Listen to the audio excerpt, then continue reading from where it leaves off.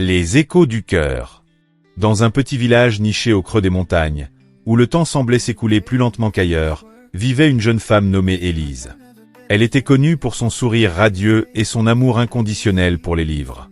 Elle tenait une petite librairie, l'Écho des mots, où les étagères croulaient sous les romans d'amour, les récits d'aventure et les poésies oubliées.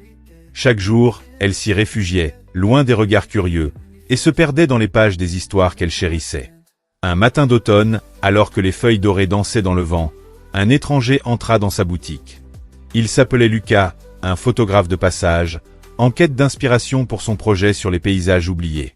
Ses yeux, d'un bleu profond, semblaient capturer chaque détail, chaque émotion, comme s'il cherchait à immortaliser l'âme des lieux qu'il traversait. « Bonjour », dit-il d'une voix douce, en parcourant les étagères du regard. « Vous avez l'air d'avoir un trésor ici. » Élise, surprise par sa présence, lui sourit timidement. « Bienvenue à l'Écho des mots. Si vous cherchez quelque chose en particulier, je peux vous aider. » Lucas s'approcha, son regard se posant sur un vieux livre de poésie posé sur le comptoir. « Je ne cherche rien de précis, juste une histoire qui me touche. Quelque chose qui résonne. » Leurs yeux se rencontrèrent, et dans ce silence, quelque chose d'indicible passa entre eux. Élise sentit son cœur battre plus vite, comme si les pages de sa propre vie venaient de s'ouvrir à un nouveau chapitre. Au fil des jours, Lucas revint à la librairie, prétextant chercher des livres, mais en réalité, il venait pour elle. Ils parlaient pendant des heures, partageant leurs rêves, leurs peurs et leurs passions. Lucas lui racontait ses voyages, les paysages qu'il avait capturés, et Élise lui lisait des passages de ses livres préférés, lui offrant un refuge dans les mots. Un soir, alors que le soleil couchant teintait le ciel de nuances orangées, Lucas invita Élise à l'accompagner dans les montagnes. « Viens », dit-il en lui tendant la main. « Je veux te montrer quelque chose. » Ils marchèrent jusqu'à un vieux pont de pierre, suspendu au-dessus d'une rivière cristalline. Les étoiles commençaient à scintiller dans le ciel, et le silence n'était troublé que par le murmure de l'eau. Lucas sortit son appareil photo et captura un cliché d'Élise, les cheveux épars, les yeux brillants d'émotion. « Pourquoi moi ?» demanda-t-elle, timide. « Parce que tu es l'histoire la plus belle que j'ai jamais rencontrée », répondit-il en posant doucement sa main sur sa joue. Leurs lèvres se rencontrèrent dans un baiser tendre, comme si le temps s'était arrêté pour eux.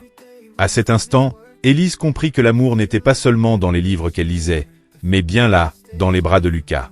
Mais leur bonheur fut de courte durée. Lucas devait repartir, appelé par un projet à l'autre bout du monde. Le jour de son départ, Élise lui offrit un livre, Les Échos du cœur, qu'elle avait écrit en secret, racontant leur histoire. « Promets-moi de revenir », murmura-t-elle, les larmes aux yeux. « Je reviendrai », dit-il en lui serrant la main. « Tu es mon écho, celui qui résonne dans mon cœur. » Les mois passèrent, et Élise continuait de vivre, entourée de ses livres, mais une partie d'elle manquait à chaque lever de soleil. Puis, un jour, alors qu'elle ouvrait sa boutique, elle vit une enveloppe glisser sous la porte.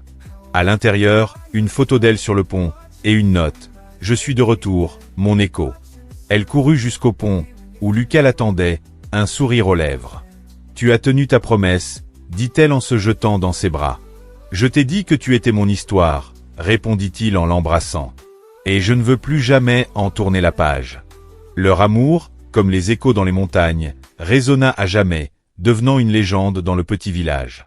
Et chaque fois que quelqu'un entrait dans l'écho des mots, on murmurait que les plus belles histoires d'amour ne se trouvaient pas seulement dans les livres, mais aussi dans les cœurs de ceux qui osaient aimer.